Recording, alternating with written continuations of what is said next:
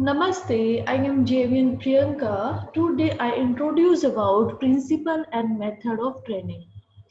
सबसे पहले बात करते हैं ट्रेनिंग क्या होती है। ट्रेनिंग वो होती है जब कोई प्लांट को फिजिकली, जो फ्रूट प्लांट है उसको फिजिकली एक प्रॉपर शेप में दिया जाए, एक प्रॉपर डायरेक्शन दी जाए, उसको बोलते हैं ट्रेनिंग। ठीक है, बात करते हैं training. Physical technique that control the shape, size and direction of plant growth are known as training.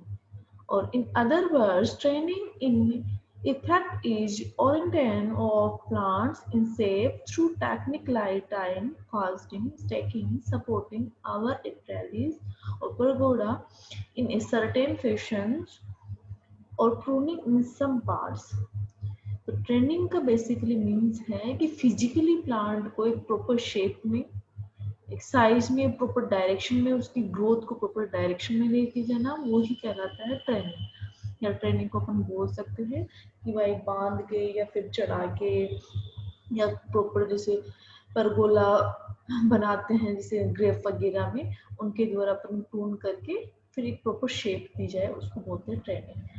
अब ट्रेनिंग के ऑब्जेक्टिव क्या है, उद्देश्य क्या है ट्रेनिंग के।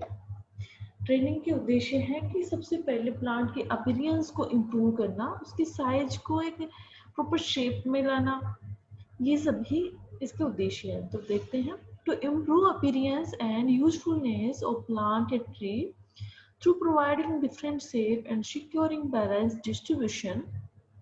And second one, to assess cultural practices including intercultivation, plant protection and harvesting. And third one, to improve performance like planting at an angle of 45 degree and horizontal orientation of branches make them fruiting better. बात करते हैं principle of training. क्या principal है? सबसे पहले main frame work बनाना, जो main stem है उसको बढ़िया स्ट्रॉन्ग बनाना। ठीक है, फिर आता है कि भाई जो ब्रांचेज हैं उनको किस डायरेक्शन देनी है, कौन सी क्या ग्रोथ करनी है, फ्रूट ब्रांचेज को कैसे रखना है आपको। फिर आती इम्पोर्टेंट पॉइंट तो सिर्फ ये दो है कि एक प्रॉपर फ्रेमवर्क, एक शेप, और दूसरा है कि ब्रांचेज को किस डायरेक्शन में लेके जाना। तो प्रिंसिपल ऑफ ट्रेनिंग फर्स्ट में देखते हैं। Formation of the main framework work must be strong, the branches must be suitable spaced apart, and the tree must be balanced on all the side. And second one, never allow several branches to grow at one place or very near each other. And third one, careful training of main branches is very essential. And fourth one, another important point about training is that if two branches are growing at the same point, try to train them to grow at a wider angle. Narrow angle always is weak.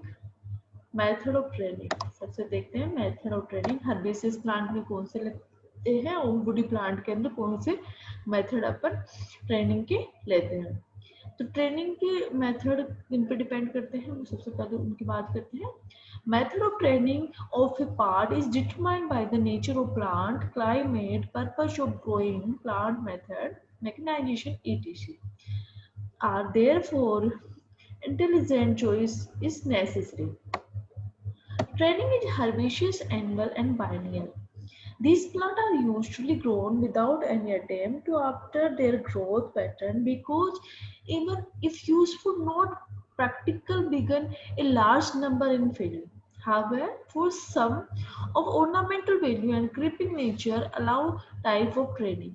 जब ornamental या creeper होते हैं उनके लिए कौन सी training use में लेते हैं? सबसे पहले जैसे इंडिटरमिनेट टाइप की जो टोमेटो है उनको जैसे बांधते हैं ना, डोरी से बांध के उसको सपोर्ट देते हैं, लटकाते हैं वैसे ही, या फिर स्टिक की सहायता से, लकड़ी की सहायता से उस वाइन को चढ़ाते हैं, जैसे कुकुरबिट्स में चढ़ाते हैं।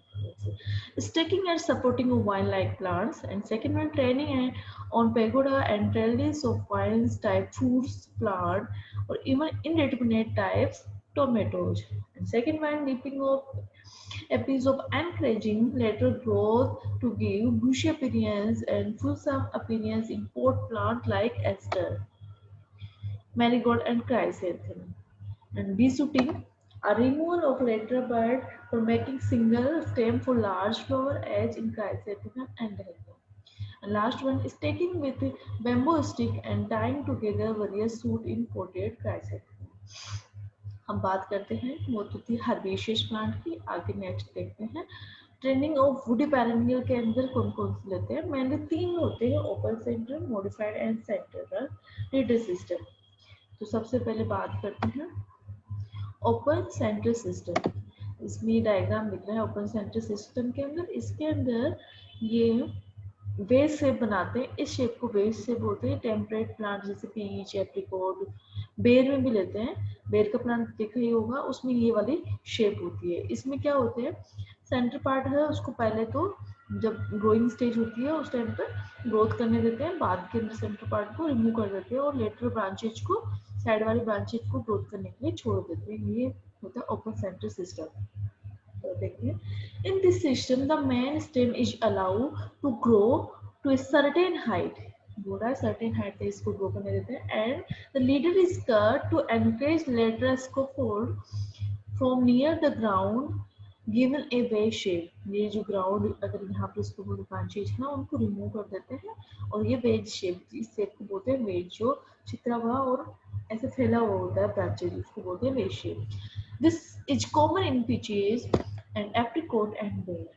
तो ये ओपन सेंटर सिस्टम को वेज सिस्टम भी बोलते हैं। क्यों बोलते हैं ये आपको समझ में आ गया होगा, किन किन में लेते हैं, पीच, एप्रिकॉट एंड बेर। सेकंड करते हैं सेंट्रल लीडर सिस्टम, इसको क्रॉस सेंटर पे बोलते हैं। सेंट्रल लीडर सिस्टम में क्या होता है, सेंटर जो पार्ट है, जो स्टेम है, उसको लीड आउट करने देते हैं, उसको ग्रो करने देते हैं। तो ये भी mainly Apple, mango, sapota, peer इनमें यूज देते हैं। In this system, the central axis of plant is allowed to grow unhindered, permitting branches all around. This system, also known as a closed center system, and commonly used in apple, pear, mango, and sapota. वो system है, ठीक है। इसमें centre part को lead out करने देते हैं। आगे देते हैं modified leader system. Most commonly fruits के अंदर जो भी सिस्टम ट्रेनिंग का यूज किया जाता है वो मेनली है modified leader system. This system is in between open center and central leader system, where in central axis is allowed to grow unhindered up to 4 to 5 years, and then the central system is headed back and lateral are permitted. It is common in apple, pear, peach, plum and guava. Modified central system में दोनों system का बीच का होता है, centre part को थोड़ा दिन grow करते हैं, इसको फोल्डराइज्ड कैसे करते हैं, लेकिन वे शेप नहीं रखते इसके अंदर दोनों का। बात करते हैं नेक्स्ट है फोर्थ की, कार्डोन सिस्टम। कार्डोन सिस्टम जो ये ट्रेडलीज जैसे ब्रांडेड वगैरह होते हैं उनको चढ़ाने के लिए काम भी दिया जाता है। इसके अंदर क्या करते हैं कि एस्पेलर्स लेते हैं, इसको बोलते हैं जो ये लता वाले प्लांट्स हैं उनको चढ़ाने के लिए लेते हैं, इसको एस्पेलर बोलते हैं खम्बे टाइप में, और ये वायर्स उस पर इनको चढ़ाते हैं, ग्रेप्स वगैरह में यूज लेते हैं। तो ये बात कर रहा है, this is a system wherein espalier is allowed with the help of training on wires. This system is followed in vines incapable of standing off their stem. This can be tried in single cardon and double cardon and commonly followed in crop like grape and passion fruit. Training on pergola, ये भी grape में लेते हैं angles में। To support perennial vines grow pergola is developed by a network of crisscross wire supporting by angle iron plot की सहायता से बना देते हैं, on which vines are trained, तो उस पर ट्रेन करते हैं। ग्रेप में मेनली यूज किया जाता है। This is common for crop like grape, Persian fruits, small gourd, pointed gourd and even peaches. बात करते हैं ट्रेनिंग ऑफ डिफरेंट शेप। इसमें जैसे भी आपको शेप देनी हो वैसे आप कर सकते हैं। मैंगो को हेयर सिस्टम में इनके अंदर तो generally ornamental bushes are trained in different shape for the purpose of enhancing beauty and of quality. वो रेक्टेंगुलर शेप देनी है या कोन शेप देनी है, बेस शेप देनी है, सिलेंड्रिकल शेप देनी है, उसके अकॉर्डिंग ये इसमें ट्रेनिंग करते हैं। डिटेल्स ऑफ ट्रेनिंग, मतलब किस किस हाइट पे काटते हैं, क्या देखते हैं, वो बात करते हैं। Height on the head, this is height from ground first branch of scaffolding. इसका मतलब ये होता है depend on the height of the tree could be divided in 3 groups, low head, medium head, high head. इन पे अपन जो training करते हैं वो बात कर रहे हैं। 0.7 टू 0.9 मीटर हाइट पे जब अपन ट्रेनिंग करते हैं उसकी बात करते हैं। This is common in windy area, जहाँ पर विंड ज्यादा हो वहाँ पर ये लो हेड ट्रेनिंग की जाती है। This is plant easy to maintain, ताकि वो मेंटेन है, विंड के कारण उखड़े ना और ज्यादा अफेक्ट ना हो। मीडियम है 0.9 to 1.2 मीटर हाइट का हो जाए तब की जाती है। This is most common height which command both effect ability to stand against wind and easy management, कैन भी इजीली रहता है। एंड वो लो हेड भी विंड एरिया के अंदर यूज की जाती थी। High head more than 1.2 metre common in tropics, in wind free area के अंदर सबसे ज्यादा ली जाती है। अगर स्टेम वीक पे रहेगा तो आराम से इजीली ग्रो कर पाएगा। Operate under the canopy and easy to perform. Number of scaffold branches is refer to number of scaffold on primary axis of the tree which vary from 2 to 15 but extreme are undesirable. In fruits tree 5 to 8 scaffold are preferred to make the tree mechanically strong and often enough to facilitate cultural operation. Many fruits की 5 to 8 scaffold जो side वाली branches होती है, fruiting branches, वो रखना beneficial है। मतलब इतने से अच्छा मैकेनिकली स्ट्रॉन्ग होगा, ग्रोथ भी अच्छी होगी। Distribution of scaffold branches. Scaffold should be distributed in all the directions, spaced of 45 to 60 centimeter, allow strong crotches through wide angle of emergence. दोनों स्कैफोल्ड ब्रांचेज के बीच के अंदर 60 सेंटीमीटर का गैप रखेंगे, इतनी ग्रोथ में रखेंगे। A well trained tree is assessed to the farmer and therefore efforts should be made for training tree approximately in formative year for sustainable production. In fact, the process should have begun from nursery itself. तो आज बात की training की, अब वो अच्छे से समझ में आ गई होगी। कोई प्रॉब्लम हो तो प्लीज पूछ लीजिएगा। Thank you.